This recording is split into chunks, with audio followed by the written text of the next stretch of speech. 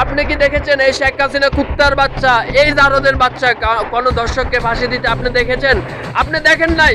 কেন আপনি বাংলাদেশের শেখ হাসিনাকে সাপোর্ট করবেন? এই শেখ হাসিনা কুত্তার বাচ্চার দেশে বাচ্চা থেকে বুড়ো সকলে জানে এই বাংলাদেশে যদি কাউকে দর্শন করা হয় তাহলে দর্শনের বিচার হবে না।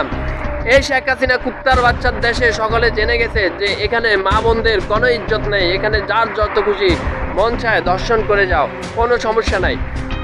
2008 সাল থেকে 2019 সালের জুলাই মাসের সর্বশেষ রিপোর্ট অনুসারে বাংলাদেশে দর্শন হয়েছিল 25,222 জনের। তার মধ্যে থেকে এই কুত্তার বাচ্চা শেখ হাসিনা সরকার কয়জনকে ফাঁসির কাস্টে ঝুলাতে পেরেছিল? উত্তর, একজনকেও না। 2019 সাল পর্যন্ত যখন একজন দর্শককেও ফাঁসির কাস্টে ঝুলানো গেল না, তখন 2020 সালে এসে বাচ্চা থেকে বুড়ো, মসজিদের ইমাম থেকে গির্জার সাজ, মন্দিরের ঠাকুর সকলেই বুঝে গেছে বাংলাদেশের মাটিতে দর্শন করলে বিচার হবে না ততদিন পর্যন্ত যতদিন পর্যন্ত এই কুত্তার বাচ্চা শেখ হাসিনা সরকার বেঁচে থাকবে।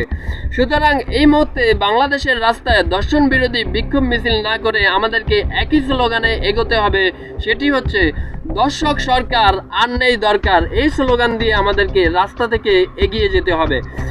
বাংলাদেশের জনগণকে উদ্দেশ্য করে বলতে চাই, কতটুকু কমন সেন্সলেস জাতি হলে আমরা 72 বছরের একজন বৃদ্ধাকে ক্ষমতার আসন দিয়ে বসিয়ে রাখতে পারি, এটা বলা বাহুল্য। দুনিয়ার দিকে তাকালে আপনি বুঝে যাবেন এই উত্তরটা। বাংলাদেশে যদি প্রতিটি মেয়েকে সেভ রাখতে চাও তাহলে এখনই সময় বাংলাদেশ আওয়ামী লীগকে বয়কট করার। কেননা এই কুত্তার বাচ্চা শেখ হাসিনা সরকারের সময় তিনি দর্শন বিরোধী বিক্ষোভ মিছিলে বাধা দিয়ে বাংলাদেশের প্রতিটি মানুষকে বুঝিয়ে দিয়েছে এই শেখ হাসিনার সময়ে কখনো দর্শনের অভিযোগ নেওয়া হবে না, কখনো দর্শনের বিরুদ্ধে মিছিল করা যাবে না। সুতরাং আজকের দিনে বাংলাদেশের মাটিতে দর্শন বিরোধী কথা বলে কোনো ফায়দা নাই। আজকের দিনে বাংলাদেশের মাটিতে কথা বলতে হবে দর্শক সরকার আর নেই দরকার। এই স্লোগানে আমাদের সকলকে এগিয়ে যেতে হবে।